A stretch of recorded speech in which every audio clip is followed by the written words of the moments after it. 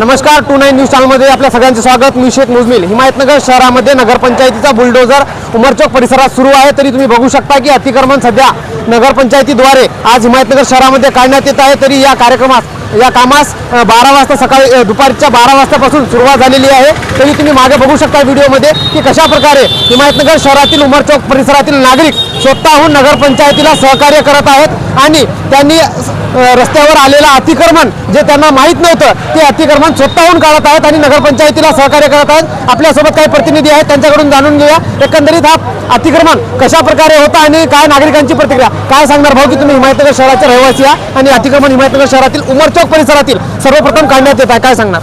सर्वप्रथम काढण्यात येत असल्याचे एक मोठी बाब म्हणजे 2 महिने आधी नोटीस देण्यात आली होती। याचा आधी पुढे 2-3 वेळेस नोटीस द्या, परंतु या 2 महिने आधी नोटीस देण्यात आली होती की आम्ही अतिक्रमण काढणार आहेत, तुम्ही या सूचनेची दखल घेऊन त्वरित तुमचं अतिक्रमण स्वतः काढून घ्या, नाहीतर आम्ही JCBने त्याला काढण्यात येईल म्हणून त्या निमित्ताने तो अतिक्रमण इथून सुरू केलेला आहे आणि इथून बसस्टँड, बाजार चौक एवढे परिसर आहेत तिथून अतिक्रमण काढण्यात येणार आहे। आपण काही वेळ अगोदर जसं की हिमायतनगर शहरातील नगरपंचायतीचे जे अधिकारी आहेत काटकर साहेब, त्यांच्याकडे ही दुरा दिलेली आहे की हिमायतनगर शहरातील अतिक्रमण काढण्यात यावं मुख्याधिकाऱ्यांच्या द्वारे। तर त्यांच्याशी तुमचं बोलणं झालेलं आहे, काय सांगणं होतं त्यांचं? मी त्यांना बोलल्यानंतर त्यांनी सांगितलेले आहे की आम्ही फक्त नालीवरचे आम्हाला कुठला अतिक्रमण कशा प्रकारचा आहे माहीत आहे आणि आम्ही फक्त नालीवरचं अतिक्रमण काढून ते रस्ता रहदारी जे अडचण निर्माण होत आहे किंवा घरातला जो यूज केलेला पाणी आहे ते ज्याला अडथळा निर्माण केलेला आहे त्यास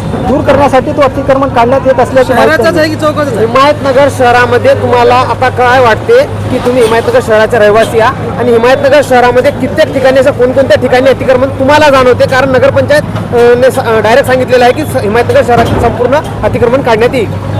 हिमायतनगरमध्ये तशी अतिक्रमण काढण्याची आवश्यकता नव्हती। फक्त मुख्य रस्त्यावर जसा हे नॅशनल हायवे रोड आहे ते मधल्या रस्त्यामध्ये काही अडचण येत नव्हती, फक्त नॅशनल हायवेमध्ये मोठमोठे गाड्या येत असल्यामुळे त्यांना ते रहदारीच अडचण निर्माण होत होती, परंतु मधल्या गल्लीगोळ्यामध्ये अतिक्रमण काढणे ते गरज नव्हती, परंतु त्यांनी काढले।